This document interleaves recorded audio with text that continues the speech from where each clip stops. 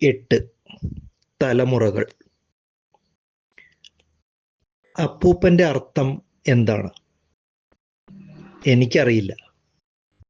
ഒരിക്കൽ ബ്രിട്ടീഷുകാരനായ വലിയ പാതിരി ഞങ്ങളുടെ പള്ളിയിലെ തിരുശേഷിപ്പ്, അത് ഏതോ മദാമ്മ മുഖം തുടച്ച തുണിയുടെ കഷണം, ഇവിടെ നിന്ന് കടത്താൻ ശ്രമിച്ചപ്പോൾ സധീരം അതിനെ എതിർത്തു തോൽപ്പിച്ച വിശ്വാസി പോലുമായിരുന്നു അപ്പൂപ്പൻ.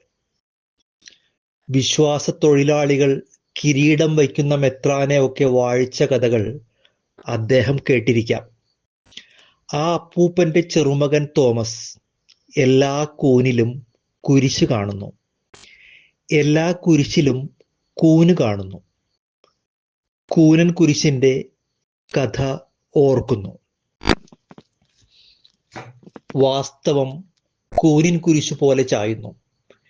എന്റെ മകനാണെങ്കിൽ ചവിട്ടുനാടകം പോലെ ഒരു ക്രിസ്ത്യാനിയാണ്. കാറൽമാൻ ചരിതത്തിന്റെ പഴംപുരാണം വിഴുങ്ങി എന്നും പള്ളിയിൽ പോകുന്നു. വൈകിട്ട് തലയ്ക്ക് സ്വൈര്യം തരാതെ കൈകൊട്ടി പ്രാർത്ഥിക്കുന്നു, ധ്യാനം നടത്തുന്നു, സാക്ഷ്യം പറയുന്നു. പഠിക്കാൻ മനസ്സില്ല. മദ്യത്തിനു വേണ്ടതിനേക്കാൾ കൂടുതൽ പണം വേണം വിഡ്ഢിക്ക്, മെഴുകുതിരിക്ക്.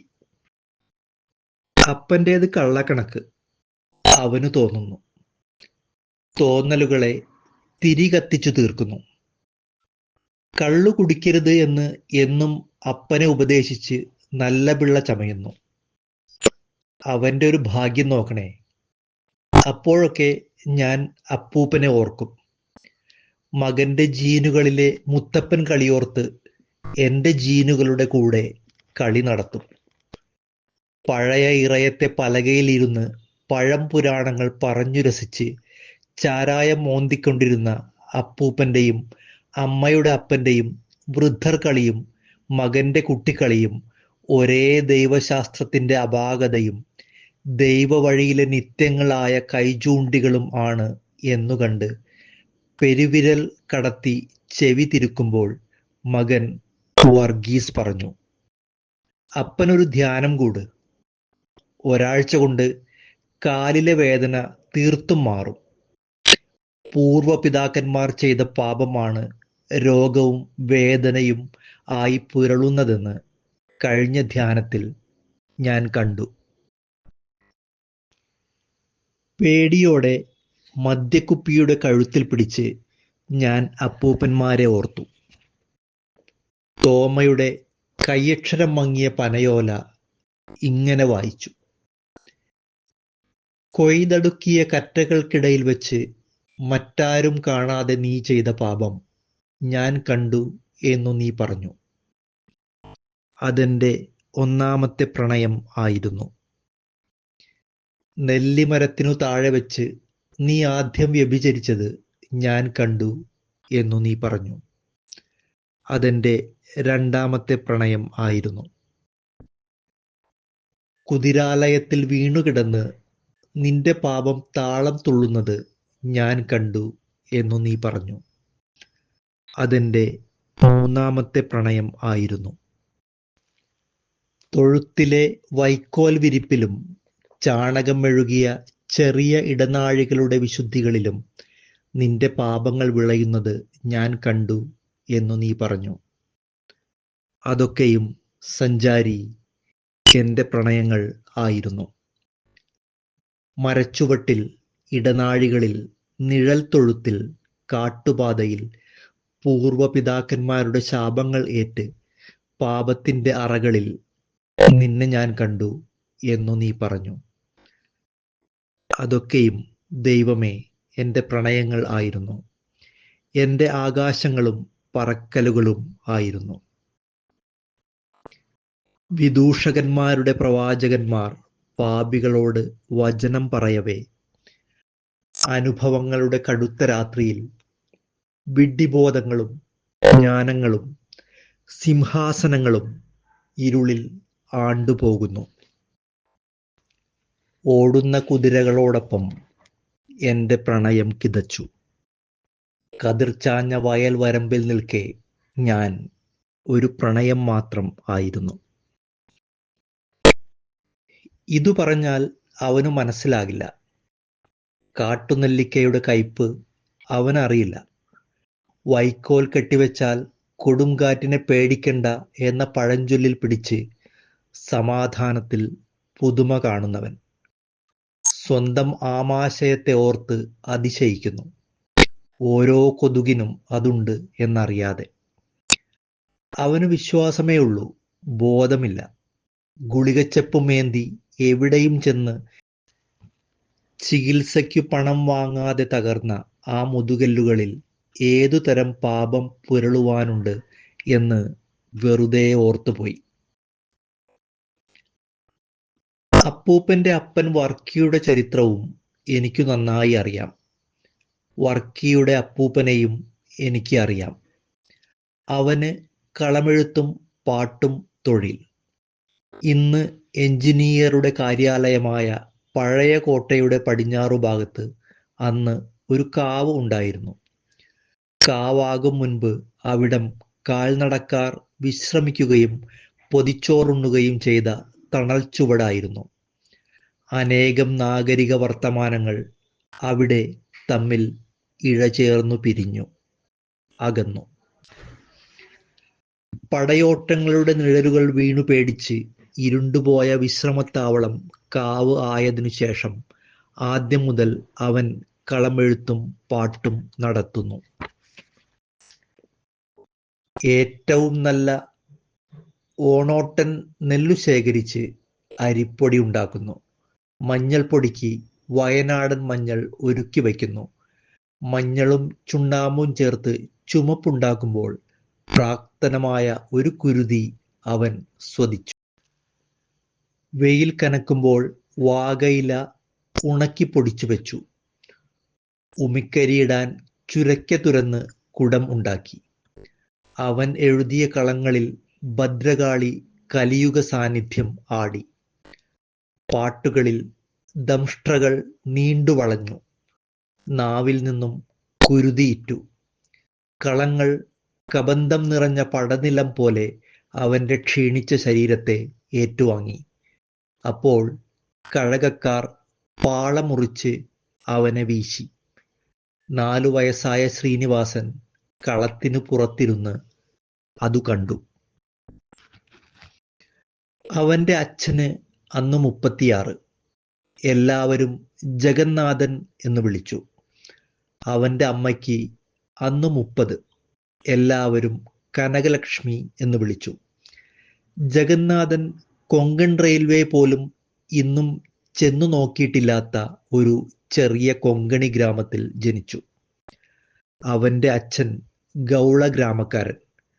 കൊട്ടാരത്തിലെ ജ്യോതിഷി നക്ഷത്രഗതികളിൽ പടയോട്ടങ്ങൾ കണ്ടു ഭയന്ന് രാജാവിനോട് ചോദിച്ചു, രാജൻ, വിപത്തിന്റെ നാളുകൾ വന്നെടുക്കുന്നു, നാം എന്തു ചെയ്യും? വെട്ടുക്കിളിപ്പറ്റങ്ങൾ പോലെ വിരുദ്ധ വിശ്വാസങ്ങൾ നമ്മുടെ പൈതൃകത്തെ ആക്രമിക്കും. നമ്മുടെ പാരമ്പര്യവും സംസ്കാരവും നാം എങ്ങനെ കാത്തുരക്ഷിക്കും? രാജാവ് പറഞ്ഞു, ദൈവങ്ങൾ അവരെ സ്വയം കാത്തുകൊള്ളും.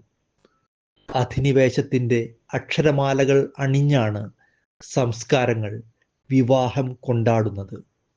നമ്മളും ഈ ആഘോഷത്തിൽ പങ്കാളികളാകും. പക്ഷേ അധികാരക്കൊതി തീണ്ടാത്ത ഗ്രാമീണർ സ്വയം കാത്തുരക്ഷിക്കാൻ അവസാനമില്ലാത്ത പലായനം തുടങ്ങുന്നു. വേദേതിഹാസ പുരാണങ്ങളെല്ലാം നെഞ്ചത്തടുക്കി അവയും പലായന ഗാഥകളാണ് എന്നറിയാതെ അതേവരെ കാത്തുരക്ഷിച്ച ദൈവങ്ങളിൽ ആശ്രയിച്ച് വിശ്വാസത്തിന്റെ രക്ഷയ്ക്ക് ഋഷിഭൂമിയുടെ പടിഞ്ഞാറൻ അതിരിലൂടെ അഭയാർത്ഥികളുടെ പ്രവാഹം നീങ്ങുന്നു.